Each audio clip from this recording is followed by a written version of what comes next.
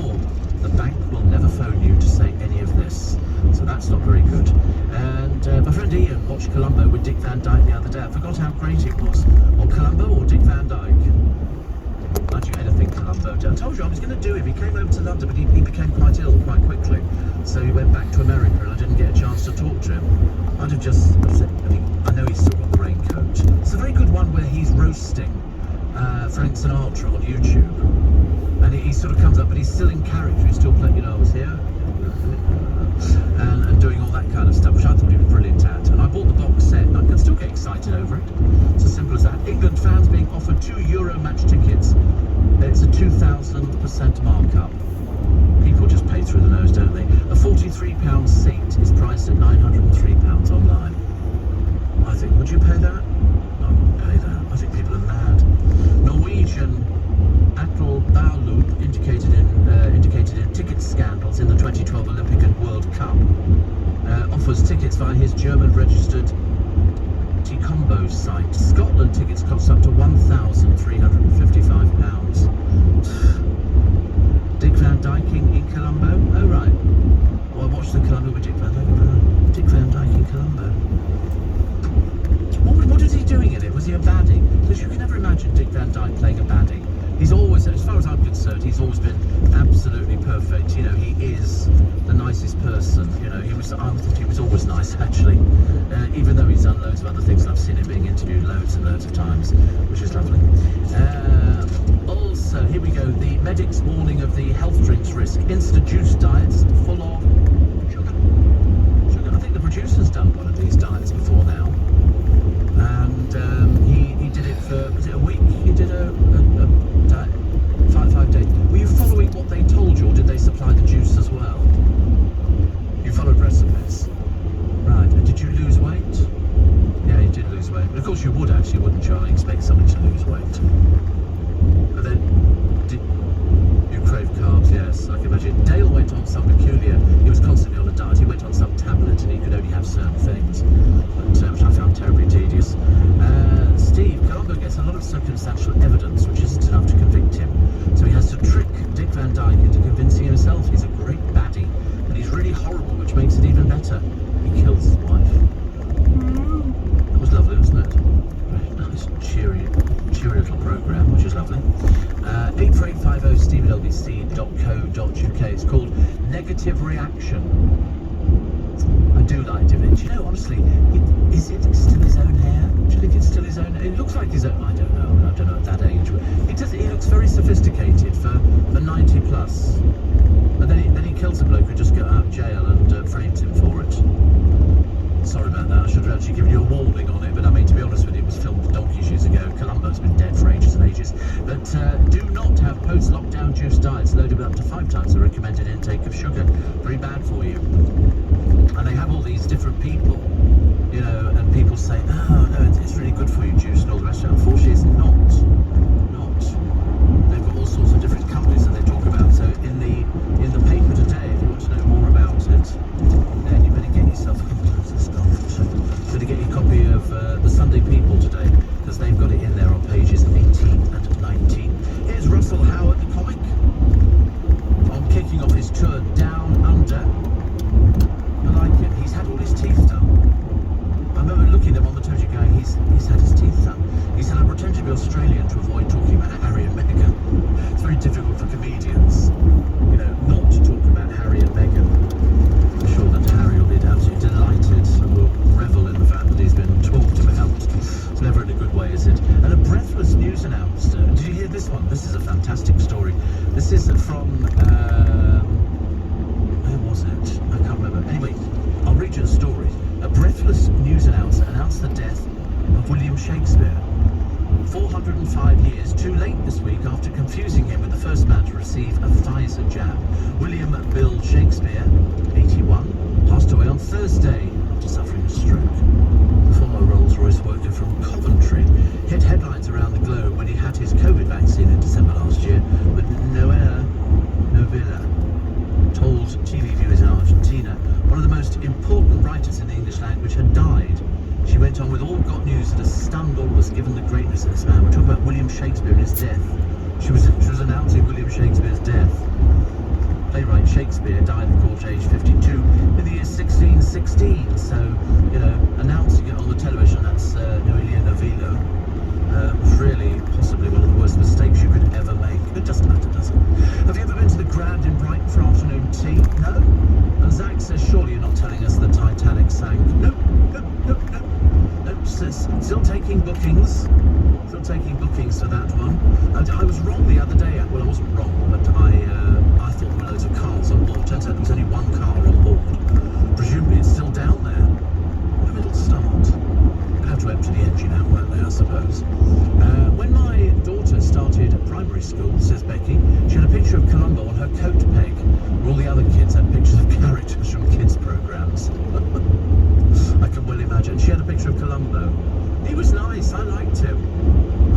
I miss people like that. No, he was good. Steve, I doubt I will sleep at all after watching that mouse plague in Australia. I forget how many they've had. Sean will have just heard it's millions, I think, isn't it? Millions and millions. And now the government are going to come up with some spray that can presumably sort of put them to SLEEP. Don't say that just in case they're listening. There might be a radio on near them. A bit bad, isn't it, really? Also, still trying to get over that person who announced that William Shakespeare's just died. I mean, only in Argentina. Plus, such a joy to see friends reunited, says Sarah Wallace. Only for you, dear, not for me. I couldn't bear them. I never watched the programme to start with, and on the odd occasions I did see something, I thought it was average. Very average, but it doesn't matter. But there's loads of things you can do. Pack your bucket in Spain for a day of sandcastles and exploring rock pools. But don't forget your lunch.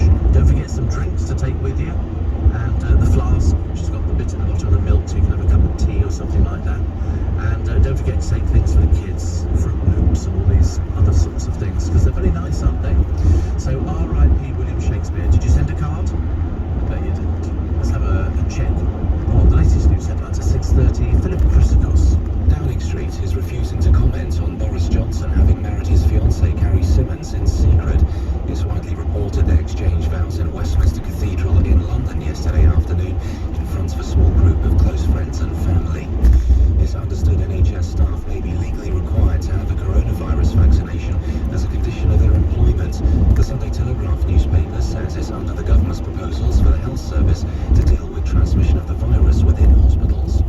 A campaign is underway to clean up the water in the UK's rivers to turn them into places where people can swim. The River Trust wants them given official bathing water status to show they're free of sewage. The weather, fine and dry with plenty of warm sunshine, however cloudy over North Sea coastal areas where it may linger in spots all day, a high of 21 degrees Celsius. This is LBC. With Sky Broadband Superfast, you get million-proof Wi-Fi now. You're streaming on the sofa, gaming in the bedroom, or swiping in the bathroom. Get out of here. I said swiping. Switch your room to million-proof Wi-Fi with Sky Broadband Superfast.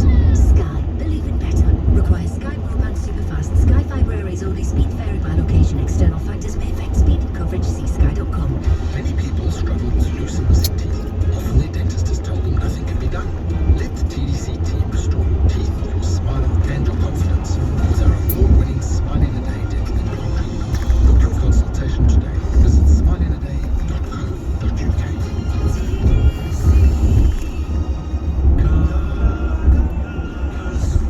That's the soothing sound of a barbershop quartet that have found the better way to buy a quality car from Kazoo. All Kazoo cars pass a thorough 300-point inspection, come with a 90-day warranty, roadside assistance, and a 7-day money-back guarantee. That's one whole week to make sure they love it. Couldn't you buy a quality car that's guaranteed to leave you happy? Kazoo, yeah you can. We're all more or less in the business of adjusting.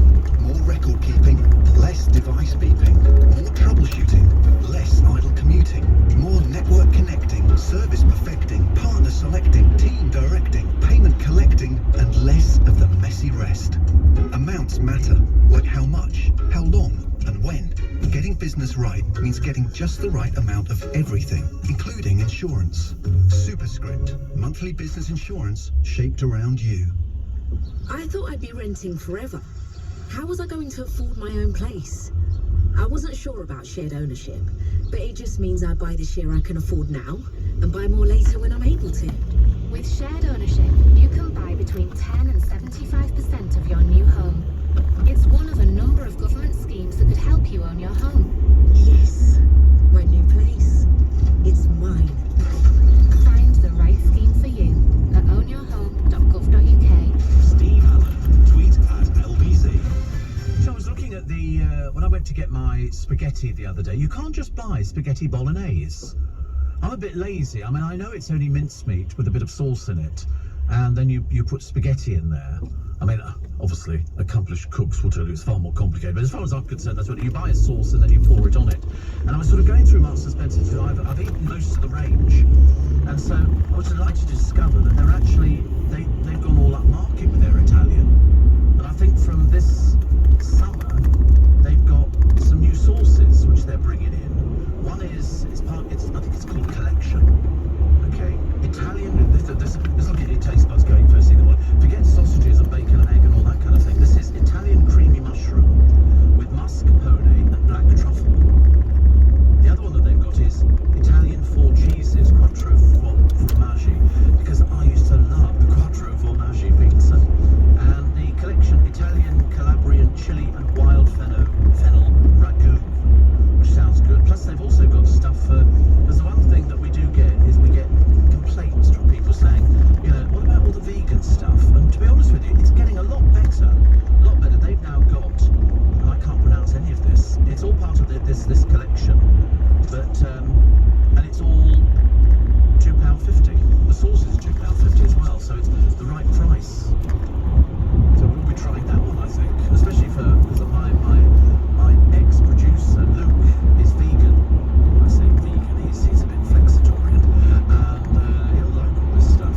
He'll definitely like all this sort of stuff. I mean, some of them, the single grain is called Ciglione.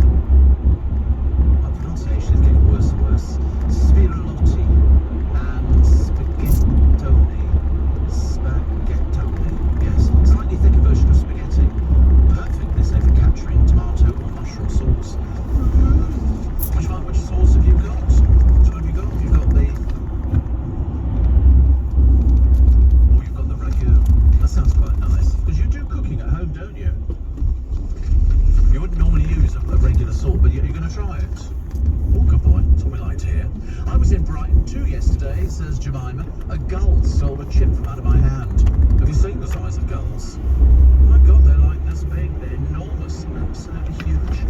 But always entertaining to watch. But they are quite brazen and quite brave. So be very careful. Oh, I've got a magazine. I don't normally get magazines. They seem to sort of, they disappear before I actually get them. Oh, look, Stacey Solomon again. Not the full ticket. And she's moved in with the hat-wearing boyfriend, who I'm not sure what he's earning at the moment, or if indeed he's actually doing anything at all. But he always wears his hat. Do you know why? Because the hair's hilarious. You know, just shave it all off. Makes it so much easier. Best of British, full steam ahead for the next Brexit flagship. And, oh look, Boris and Carrie. They got that, shh, don't even ask, for God's sake, we'll be in dreadful trouble. You know, don't ask whether they've got married in a cathedral with only 30 guests. Who were the 30 guests? That'd be quite nice, wouldn't it? Also, artificial intelligence fights, real threats and Navy debut. And what was this one here?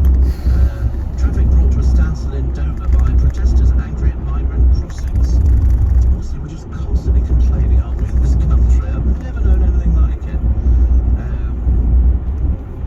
Also, I'm trying to find something there's so many disappointing stories in here.